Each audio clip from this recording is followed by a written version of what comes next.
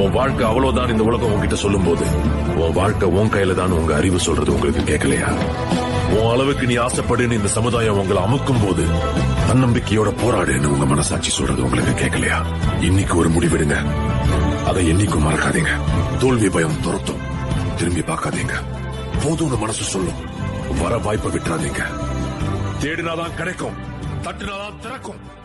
உங்க பயத்தை. என்னுடைய நேம் வந்து கவிதா ரமேஷ். நான் சாம்பல்பட்டியிலிருந்து வரேன். ஆக்சிஸ் இந்தியாவில் வந்து ஜாயின் பண்ணியிருக்கிறேன்.